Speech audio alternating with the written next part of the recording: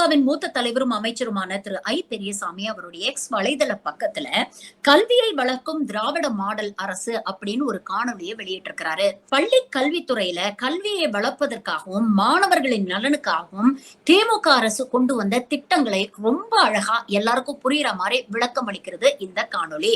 எங்கள் கல்வி எங்கள் உரிமை அப்படிங்கிற ஹேஷ்டேகோட இந்த வீடியோ இன்னைக்கு சமூக வலைதளங்கள்ல வைரல் ஆயிட்டு இருக்கு. பள்ளி மாணவர்களுக்கு தமிழ்நாடு அரசு என்னெல்லாம் செஞ்சுட்டு வருதுன்னு உங்களுக்கு தெரியுமா? வாங்க இந்த வீடியோல கொஞ்சம் விரிவா பார்க்கலாம். ஒரு குழந்தை காலையில சாப்பிடாம பசியோட ஸ்கூலுக்கு போனா படிப்புல கவனம் செலுத்த முடியாது. இதை சரி செய்ய கொண்டு வந்ததுதான் முதலமைச்சரின் காலை உணவு திட்டம்.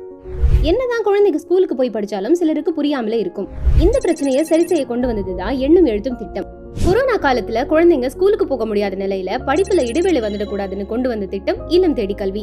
வீட்டுல இருந்து ஸ்கூல் தூரமா இருந்துச்சுன்னா குழந்தைங்க ரொம்ப தூரம் நடந்து போவாங்க. அவங்க எல்லாம் ஈஸியா ஸ்கூலுக்கு போயிட்டு வர கொண்டு வந்ததுதான் இலவச பஸ் பாஸ். ஸ்கூலுக்கு போனாலே படிப்பு எக்ஸாம்ல இருக்கிற குழந்தைங்களை உற்சாகப்படுத்துறதுக்கு கொண்டு வந்ததுதான் கலை திருவிழா. பாட புத்தகத்தையே படிச்சு வர குழந்தைங்க அறிவியல் கணித கருத்துக்களை சிந்திக்கிறதுக்கு கொண்டு வந்ததுதான் வானவில் மன்றம். படிக்கிற குழந்தைங்க உடற்கல்வியிலும் கவனம் செலுத்தணும்னு கொண்டு வந்ததுதான் மாநில தேசிய விளையாட்டு போட்டி. இப்போ இருக்கிற டெக்னாலஜி உலகத்தை அரசு பள்ளி குழந்தைகளும் கத்துக்கணும்னு கொண்டு வந்ததுதான் ஸ்மார்ட் கிளாஸ். இது போக திருநங்கை மாணவர்களுக்கு உதவித்தொகை, மாற்றுத்திறனாளி மாணவர்களுக்கு உதவித்தொகை, எஸ்சி எஸ்டி பிசி எம்பிசி மாணவர்களுக்கு உதவித்தொகை, பல விழிப்புணர்வு நிகழ்ச்சி.